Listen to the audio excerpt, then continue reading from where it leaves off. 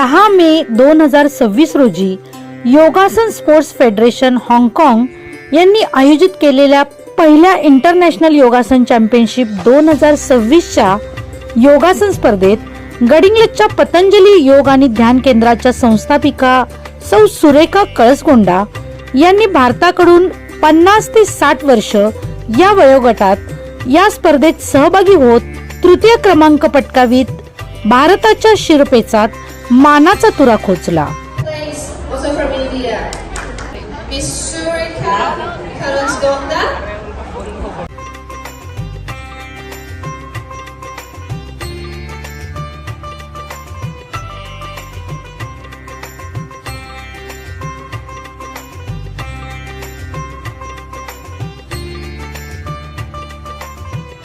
गडिंग्लजच्या या योग सम्राज्ञीला जनगर्जना लाईव्ह कडून खूप खूप शुभेच्छा.